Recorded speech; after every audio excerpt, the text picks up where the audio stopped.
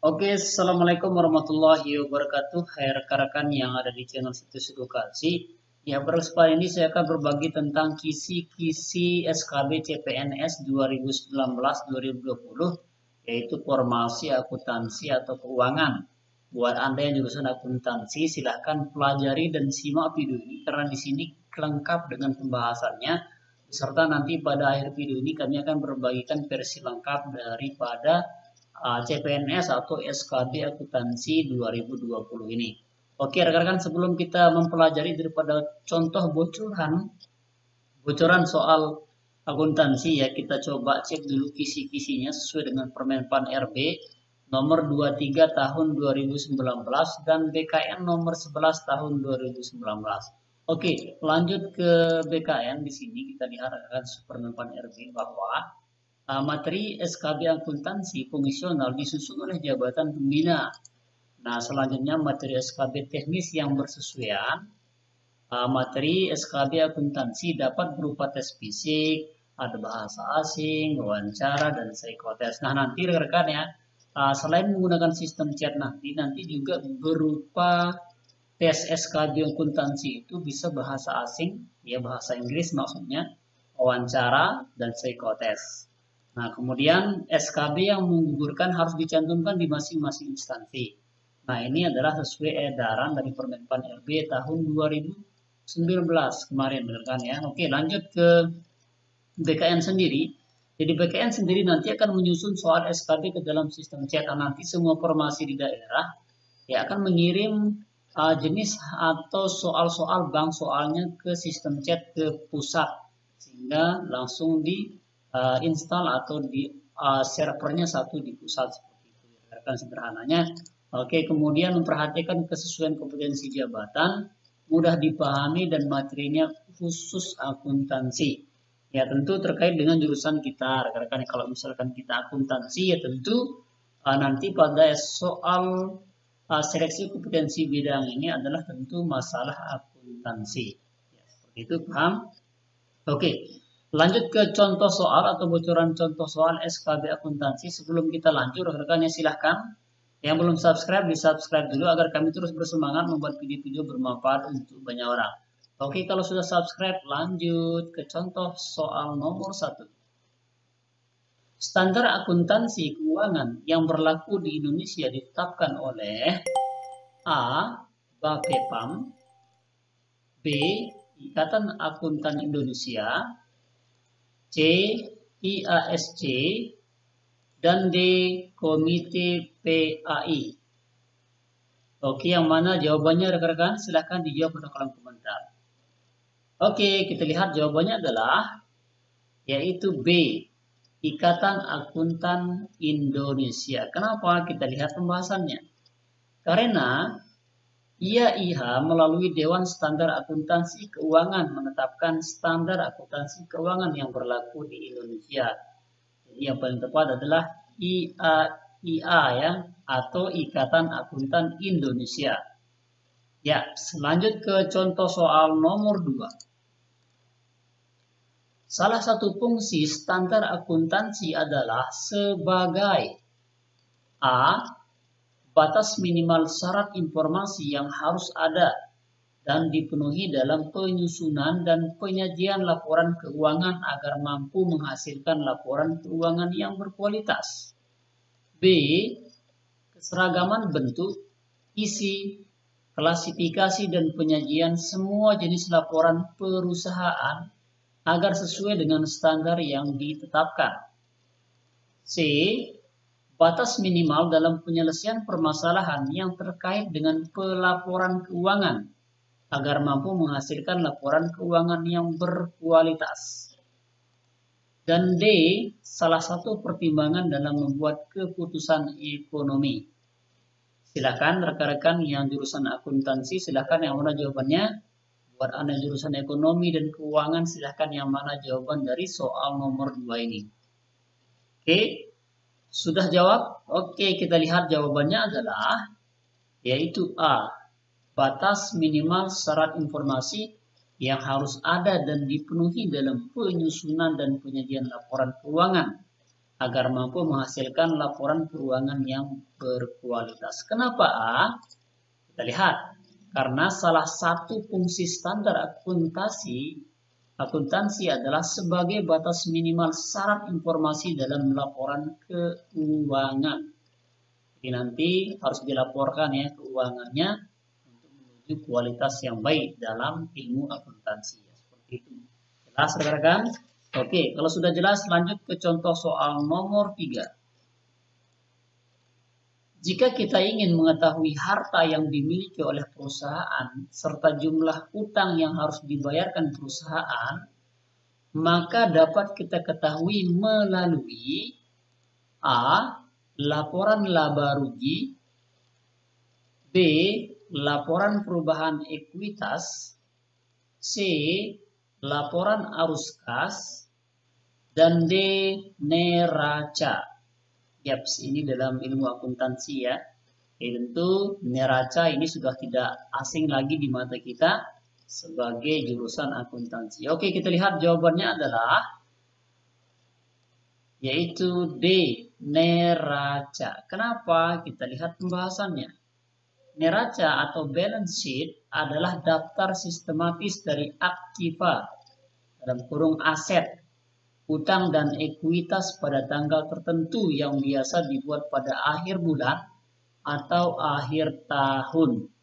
Nah, di sini kita bisa melihat harta yang dimiliki oleh perusahaan, apakah dia sudah membayar hutang atau berapa hutangnya dan sebagainya. Yaitu ada di neraca.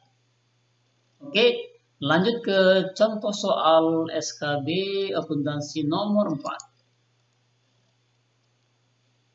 Penyusunan aktiva lancar dalam neraca perusahaan diurutkan berdasarkan likuiditasnya. Pengertian dari likuiditas di sini adalah A. Bisa tidaknya aktiva tersebut digunakan untuk membayar utang jangka pendek. B. Cepat tidaknya aktiva tersebut dijadikan uang tunai atau dipakai dalam kegiatan usaha. C. Mampu tidaknya aktiva tersebut menghasilkan uang. Dan D. Awet tidaknya aktiva tersebut ketika digunakan untuk aktivasi perusahaan. Oke, silakan yang mana jawabannya rekan-rekan? Oke, kita lihat jawabannya adalah yaitu B. Cepat tidaknya aktiva tersebut dijadikan uang tunai atau dipakai dalam kegiatan usaha. Kita lihat kenapa jawabannya B. Pembahasannya, likuiditas di sini berhubungan dengan mudah cair atau tidaknya suatu aktiva ke dalam bentuk uang tunai. Jadi sudah jelas, yang paling tepat adalah B. Oke rekan-rekan, silahkan. Sebelum kita lanjut ke contoh soal nomor 5, yang belum subscribe silahkan di subscribe dulu. Yang belum like silahkan like. Dan buat Anda yang ingin versi lengkap dari contoh soal SKB akuntansi ini, silahkan tinggalkan email ada pada kolom komentar dengan mencantumkan saya sudah subscribe dan like atau saya sudah memenuhi syarat-syaratnya. Oke, kalau sudah subscribe lanjut ke contoh soal nomor 5. Yang dimaksud dengan utang jangka pendek yaitu A. Kewajiban yang pelunasannya menggunakan sumber daya yang diklasifikasikan sebagai aktiva lancar atau dengan pembentukan utang lancar baru. B. Utang perusahaan yang akan jatuh tempo lebih dari satu periode akuntansi. C. Utang yang memerlukan proses formal dalam pembentukannya, yaitu persetujuan dari Dewan Direksi dan atau pemegang saham. Dan C. Jumlah yang harus dibayar oleh perusahaan kepada para pemegang sahamnya setelah mendapatkan persetujuan dari Dewan Direksi. Oke, rekan-rekan yang mana jawabannya? Kita lihat. Oke, jawabannya adalah yaitu C ya. Kenapa? Karena utang jangka pendek adalah kewajiban yang pelunasannya menggunakan sumber daya yang diklasifikasikannya sebagai aktiva lancar atau dengan pembentuk utang lancar baru. Nah, Oke, lanjut ke contoh soal nomor 6. Bagaimana perlakuan akuntansi terhadap pendapatan diterima di muka ketika barang atau jasa telah dinikmati oleh konsumen? A. Mendebit rekening pendapatan dan mengkredit pendapatan diterima di muka. B. Mendebit pendapatan diterima di muka dan mengkredit rekening pendapatan. C. Mendebit kas dan mengkredit pendapatan diterima di muka. Dan D. Mendebit pendapatan diterima di muka dan mengkredit kas. Oke, yang mana jawabannya? Kita lihat jawabannya adalah yaitu B. Kenapa B? Karena cara perlakuan akuntansi terhadap pendapatan diterima di muka ketika barang dan jasa telah dinikmati oleh konsumen, maka adalah dengan mendebit pendapatan diterima di muka dan mengkredit rekening pendapatan. Jadi yang paling tepat adalah B, rekan-rekan ya. Oke, lanjut ke contoh soal nomor 7. Persamaan yang terdapat antara utang wesel jangka panjang dengan utang obligasi adalah A. Keduanya dinilai pada present value future interest dan arus kasnya. B. Keduanya dinilai berdasarkan tingkat suku bunganya. C. Keduanya dinilai berdasarkan harga perolehannya. Dan D. Keduanya dinilai pada future value dan arus kasnya. Silahkan yang mana jawabannya rekan-rekan yang jurusan akuntansi. Oke, kita lihat jawabannya adalah yaitu A. Kenapa A? Kita lihat pembahasannya. Karena antara utang wesel jangka panjang dengan utang obligasi keduanya sama-sama dinilai pada present value future interest dan arus kasnya. Jelas? Yang paling tepat adalah A. Oke, lanjut ke contoh soal nomor 8. Asumsi bahwa suatu perusahaan memerlukan individu yang dapat melakukan aktivitas ekonomi atas namanya sendiri terpisah dari aktivitas ekonomi pemilik ataupun unit bisnis lain adalah A. Asumsi akrual, B. Asumsi entitas ekonomi, C. Asumsi kelangsungan usaha, dan D. Asumsi unit moneter. Oke, kita lihat jawabannya adalah yaitu B. Kenapa B? Kita lihat dengan asumsi ini berarti perusahaan merupakan individu yang aktivitas ekonominya atas nama sendiri, terpisah dari aktivitas ataupun unit bisnis lain. Yang paling tepat adalah B, rekan-rekan. Oke. Lanjut ke contoh soal nomor 9. Arus masuk atau pertambangan aktiva dari suatu entitas atau penyelesaian hutang atau kombinasi keduanya yang menjadi kegiatan utama suatu entitas disebut dengan A. Keuntungan, B. Pendapatan, C. Laba akuntansi, dan D. Investasi. Oke, yang mana jawabannya? Kita lihat jawabannya adalah yaitu B, rekan-rekan ya. Kenapa B? Cek pembahasannya. Arus masuk atau pertambahan aktiva dari suatu entitas atau penyelesaian utang atau kombinasi keduanya yang menjadi kegiatan utama suatu entitas disebut dengan pendapatan. Yang paling tepat adalah yaitu B, pendapatan. Next, lanjut ke contoh soal nomor 10. Informasi berikut ini dapat diperoleh dari neraca kecuali A. Solvabilitas perusahaan, B. Rentabilitas perusahaan, C. Likuiditas perusahaan, dan D. Fleksibilitas perusahaan. Silahkan yang mana jawabannya rekan-rekan. Oke, kita lihat jawabannya adalah yaitu B, rekan-rekan ya. Kenapa? Kita lihat. Rentabilitas bisa diperoleh dengan membandingkan laba usaha dengan beban usaha dan data tersebut terdapat pada laporan rugi laba dan bukan neraca, jadi agak kebelet rekan-rekan ya. Oke, jadi yang paling tepat adalah B, rekan-rekan ya. Yang paling tepat adalah yaitu B. Oke, jelas? Oke, lanjut ke contoh soal nomor 11. Salah satu syarat yang harus dimiliki oleh aktiva lancar menurut PSAK nomor 1 adalah A. Diperkirakan akan direalisasi atau dimiliki untuk dijual kembali atau digunakan dalam jangka waktu siklus operasi normal perusahaan. B. Dimiliki untuk diperdagangkan atau untuk tujuan jangka panjang. C. Berupa cash atau setara kas yang penggunaannya sangat terbatas. Dan D. Menghasilkan barang atau jasa yang kemudian dijual. Silahkan, jawabannya adalah yaitu B, rekan-rekan ya. B, kenapa B? Karena suatu aktivitas akan digolongkan menjadi aktiva lancar apabila diperkirakan akan direalisasi atau dimiliki untuk dijual kembali atau digunakan dalam jangka waktu siklus operasi normal perusahaan. Yang paling tepat adalah B.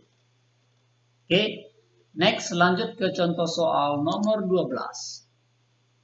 Emisi obligasi dengan nominal 100.000 dijual dengan harga 95.000, selisih sebesar 5.000, maka dicatat dalam akun adalah A. Diskonto utang obligasi, B. Utang obligasi, C. Rugi emisi obligasi, dan D. Premium utang obligasi. Yang mana jawabannya?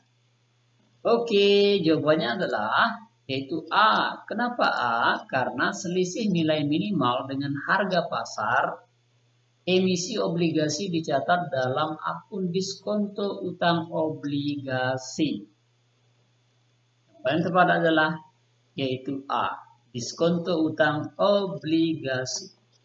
Oke, sebelum kita lanjut ke contoh soal nomor 13, silahkan yang belum subscribe di-subscribe dulu. Dan buat Anda yang ingin versi lengkap dari contoh soal SKB akuntansi ini, silahkan tinggalkan email Anda pada kolom komentar. Tapi dengan syarat mohon di-subscribe dulu. Oke, kalau sudah subscribe, kita lanjut ke contoh soal nomor 13. Lease sering ditandatangani tanpa membutuhkan uang muka dari leasing, yang membantu menghemat dana kas yang terbatas. Khususnya sangat diinginkan oleh perusahaan baru dan sedang berkembang. Selain itu, pembayaran lease juga sering bersifat tetap, sehingga melindungi lease dari inflasi dan meningkatkan cost uang atau cost of money. Pernyataan tersebut merupakan salah satu keunggulan leasing yang dinikmati oleh lease dalam hal A. Fleksibilitas, B. Pembiayaan 100% dengan suku bunga tetap, C. Proteksi terhadap keusangan, D. Pembiayaan yang lebih murah. Yang mana jawabannya? Oke, jawabannya adalah yaitu B. Kenapa B? Kita lihat pembahasannya. Karena salah satu keunggulan leasing yang dinikmati oleh lease adalah pembiayaan 100% dengan suku bunga tetap, yaitu lease sering ditandatangani tanpa membutuhkan uang muka dari lease, yang membantu menghemat dana kas yang terbatas, khususnya sangat diinginkan oleh perusahaan baru dan sedang berkembang. Selain itu, pembayaran lease juga sering bersifat tetap, sehingga melindungi lease dari inflasi dan meningkatkan cost of money. Jadi yang paling tepat adalah yaitu B. Pembiayaan 100%. Jelas? Lihat selanjut ke soal nomor 14. Salah satu keunggulan lease bagi lessor adalah A. Nilai residu yang tinggi, B. Fleksibilitas, C. Pembiayaan yang lebih murah, dan D. Off balance sheet financing. Jawabannya adalah A. Kenapa? Kita lihat pembahasannya. Karena beberapa keunggulan leasing bagi lessor adalah sebagai berikut: pendapatan bunga, insentif pajak, dan nilai residu yang tinggi. Jelas? Oke, lanjut ke contoh soal nomor 15. Selain memiliki beberapa kewajiban, seorang pemegang saham juga memiliki hak-hak tertentu. Hak yang dapat digunakan dalam rapat umum pemegang saham untuk dapat ikut serta menentukan kebijaksanaan. Kebijaksanaan manajemen perusahaan merupakan salah satu hak yang dimiliki para pemegang saham. H ini sering disebut dengan hak pembagian laba. B. Hak memperhatikan proporsi pemilikan saham. C. Hak pembagian harta perusahaan pada saat likuidasi. Dan D. Hak suara. Yang mana jawabannya rekan-rekan? Silahkan dijawab di kolom komentar atau bisa juga dalam hati Anda. Kalau sudah kita lihat jawabannya adalah yaitu D. Kenapa D? Karena hak suara adalah hak yang dapat digunakan dalam rapat umum pemegang saham untuk dapat ikut serta menentukan kebijaksanaan manajemen perusahaan. Yang paling tepat adalah yaitu yaitu D. Lanjut ke contoh soal nomor 16. Yang dimaksud dengan modal saham yang ditarik dari peredaran treasury stock adalah A. Jumlah lembar saham beserta nilai nominalnya yang pernah beredar kemudian dibeli kembali, ditarik dari peredaran oleh PT yang bersangkutan. B. Jumlah saham yang telah dipesan pembelinya oleh pihak tertentu. Saham yang dipesan ini baru akan diserahkan kepada pembeli setelah harga saham tersebut dibayarkan semuanya. C. Jumlah saham beserta nilai nominalnya yang dapat diterbitkan sesuai dengan akte pendirian PT yang bersangkutan.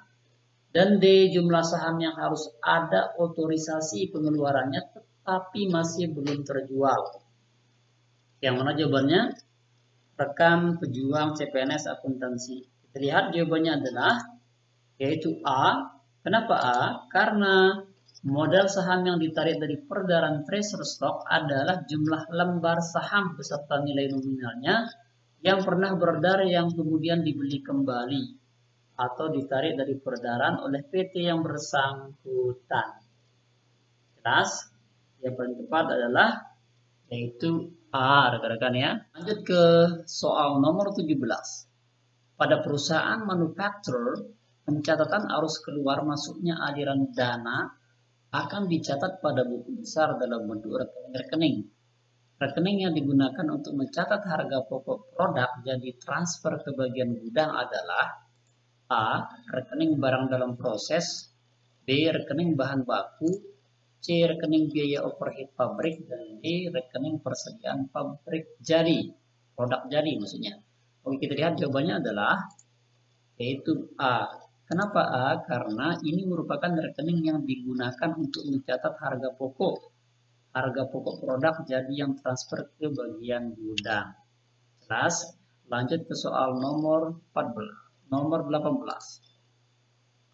Berikut ini adalah informasi yang diberikan PT Sejahtera sehubungan dengan biaya overhead pabrik yang sesungguhnya dan yang diharapkan.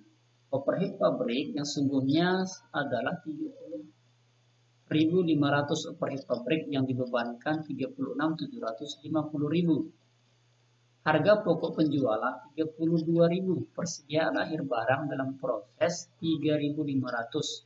Persediaan akhir barang jadi 4.200 dan jumlah saldo dalam perkiraan overhead pabrik yang sesungguhnya pada akhir periode adalah A. 5.780, B. 6.000, C. 6.250 dan D. 6.500. Yang mana jawabannya? Kita lihat jawabannya adalah yaitu C, ya 6.250. Kenapa? Kita lihat jumlah saldo dalam perkiraan overhead pabrik yang sesungguhnya yang dibebankan overhead pabrik yang sesungguhnya adalah 36.750 dikurangi 30.500. Oke, jelas? Jadi yang paling tepat adalah yaitu C. Lanjut ke soal nomor 19. Dalam menentukan biaya persatuan produk dalam metode rata-rata tertimbang pada departemen produk, ya produksi pertama biaya yang harus diperhitungkan adalah A. Biaya produksi pada proses produksi departemen sebelumnya, B. Biaya pada proses awal dan biaya yang sedang dikeluarkan, C. Biaya yang dibawa dari harga pokok sebelumnya, dan D. Biaya yang dikeluarkan pada saat barang diproses pada departemen terkait. Oke, kita lihat jawabannya adalah yaitu B. Kenapa? Karena biaya pada proses awal dan biaya yang sedang dikeluarkan merupakan keseluruhan biaya yang harus diperhitungkan dalam menentukan biaya persatuan produk pada metode rata-rata tertimbang. Yang paling tepat adalah B. Oke, lanjut ke soal terakhir, yang mana pada soal ini kami harapkan Anda menjawabnya pada kolom komentar untuk mengetahui keseriusan Anda dalam mengikuti seleksi kompetensi bidang CPNS 2020. Dan buat Anda yang versi lengkap dari soal ini, silahkan tinggalkan email Anda pada kolom komentar dan jangan lupa di subscribe. Oke, sudah ready? Lanjut kita lihat contoh soalnya. Laporan akuntansi yang telah disusun oleh akuntan perusahaan biasanya akan diperiksa kembali oleh auditor untuk memberikan pendapat mengenai kewajaran dalam keuangan yang telah disusun tersebut. Proses pemeriksaan ini disebut dengan auditing, accounting, fact-checking, dan finalisasi laporan. Oke, silahkan dijawab pada kolom komentar.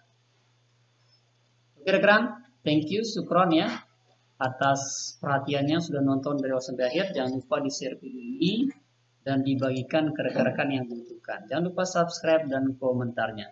Thank you, sekian, assalamualaikum warahmatullahi wabarakatuh.